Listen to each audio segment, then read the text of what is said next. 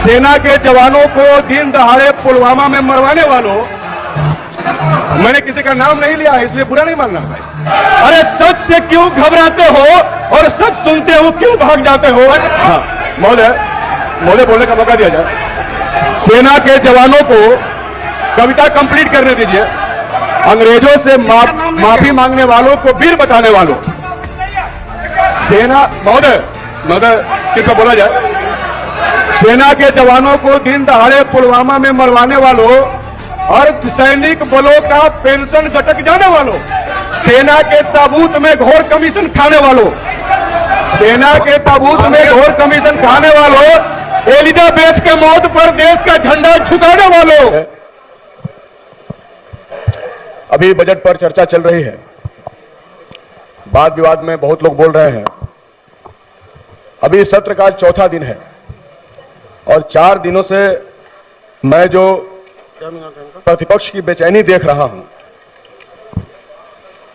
उनके चेहरे पे अभी हाल ही में सत्ता जाने का जो दुख है वह स्पष्ट झलक रहा है और इसी में वो कई बार अपने लफ्जों को संभाल नहीं पा रहे हैं और कई बार ऐसे शब्दों का भी इस्तेमाल किया जिससे बिहार की लोकतांत्रिक व्यवस्था और सदन को भी शर्मिंदा होना पड़ा।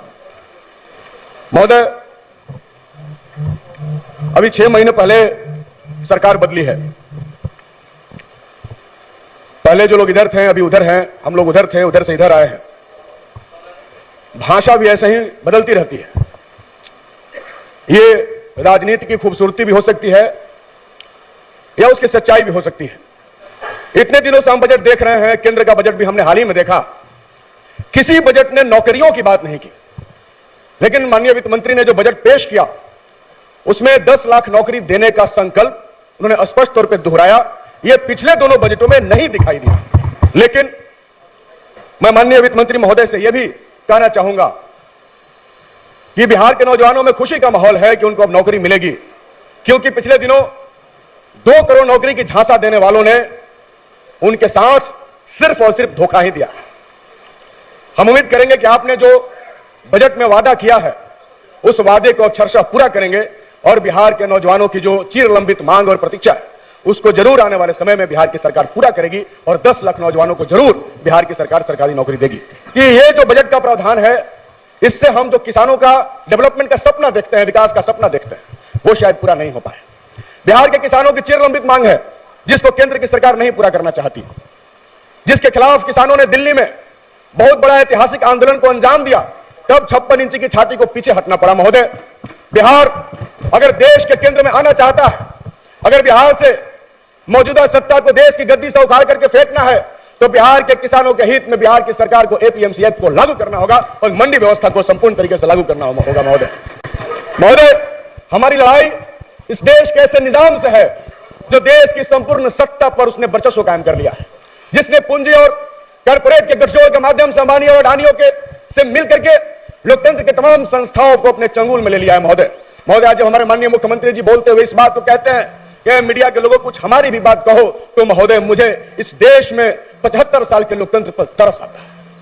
एक मुख्यमंत्री की बात इस देश का अखबार नहीं छापता, वो वहां से उन्हीं की बात छापता है जिनसे वो पैसा खाता है, जिनसे वो पेड न्यूज लिखता है। महोदय, इस बजट के माध्यम से मैं आपसे मांग करना चाहूंगा कि दिल्ली की सरकार ने जिस तरीके से, दिल्ली मतलब आपकी सरकार नहीं, आम आदमी वाली सरकार, जिस तरीके से 200 यूनिट बिजली माफ किया है, हमारी सरकार को भी गरीबों के लिए इस तरीके से बिजली माफ करने का कोई प्रावधान बिहार की सरकार को लाना चाहिए और गरीबों को इस राहत देना चाहिए। महोदय, बहुत थोड़ा सा, चूंकि बहुत चर्चाएं हुई केंद्र के बारे में, अभी हमारे नेता प्रतिपक्ष है भी नहीं और इधर संख्या भी कुछ कम हो गई है, बहुत सारा बात कर रहे हैं। अभी हाल ही में महोदय केंद्र का बजट पास हुआ, वो कह रहे थे कि हम सरकार को आईना दिखा रहे हैं।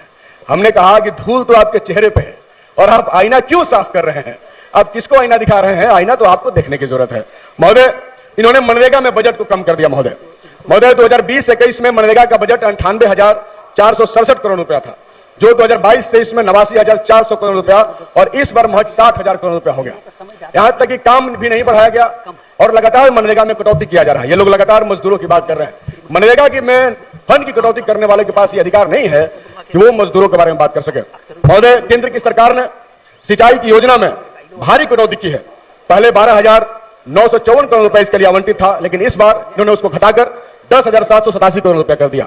राष्ट्रीय स्वास्थ्य मिशन में इन्होंने भारी कटौती किया, 87,160 से घटाकर करोड़ से घटाकर 36,785 करोड़ कर दिया। और महोदय, इनके बिहार के एक सांसद हैं, बहुत बोलते हैं। पिछले दिनों बेगूसराय में 2 लड़कों की लड़ाई को दंगा में तब्दील कर देने की कोशिश कर रहे थे।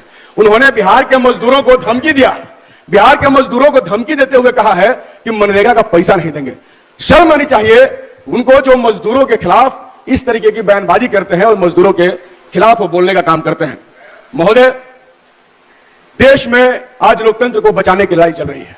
देश में लोकतंत्र खतरे में है, ये बातें स्पष्ट तौर पर दिख रही है महोदय। इसलिए आज पूरा बिहार, जो कि लोकतंत्र का जननी रहा है, पूरा बिहार जिसने लोकतंत्र को स्थापित किया है, यहां पर किसी भी कीमत से लोकतंत्र की हत्या करने वालों को हम लोग बिहार में नहीं रहने देंगे। उसके खिलाफ हमारी लड़ाई चलेगी महोदय। महोदय, छोटी सी बात है, लाइट आपका जल गया है। हम जानते हैं कि आप बहुत जल्द कहेंगे कि बात को खत्म किया जाए, इसलिए एक छोटी सी कविता है, मैं ज्यादा समय नहीं लूंगा। बस ऐसे ही कल कुछ हुआ, कुछ घटनाएं घटी, इधर की उधर बात हुई, तो मेरे मन में एक अपना ख्याल आ गया, जिसको मैंने कल ही अपने पूर्जी पे लिखा था।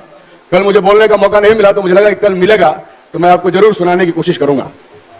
महोदय, कृपया विपक्ष लोगों से कहना है कि हवा नहीं करना है, ध्यान से सुनिएगा तो बाहर बयान देने में मजा आएगा, जैसे कल महबूब जी वाले पे दे रहे थे, है ना। तो ध्यान से सुनिए। लगा लीजिए, मजा आएगा, बहुत शानदार है। राष्ट्रपिता के हत्यारे को सुबह सुबह आरती दिखाने वालों, अंग्रेजों से माफी मांगने वालों को वीर बताने वालों, राष्ट्रपिता के मैंने किसी का नाम नहीं लिया है, इसलिए बुरा नहीं मानना भाई। जो हत्यारे होंगे उनको बुरा लगेगा महोदय, जो हत्यारे होंगे उनको बुरा लगेगा। राष्ट्रपिता के हत्यारे को सुबह सुबह आरती दिखाने वालों, अंग्रेजों से माफी मांगने वालों को वीर बताने वालों, सेना महोदय कृपया बोला जाए। हाँ महोदय बोलने का मौका दिया जाए। सेना के जवानों को कविता कंप्लीट करने दीजिए। सेना के जवानों को दिन दहाड़े पुलवामा में मरवाने वालों, सेना के जवानों को दिन दहाड़े पुलवामा में मरवाने वालों, अर्धसैनिक बलों का पेंशन घटक जाने वालों, अर्धसैनिक बलों का पेंशन घटक जाने वालों, सेना के ताबूत में घोर कमीशन खाने वालों, सेना के ताबूत में घोर कमीशन खाने वालों, एलिजाबेथ के मौत पर देश का झंडा झुकाने वालों, एलिजाबेथ के मौत पर देश का झंडा झुकाने वालों, अरे सच से क्यों घबराते हो और सच सुनते हो क्यों भाग जाते हो?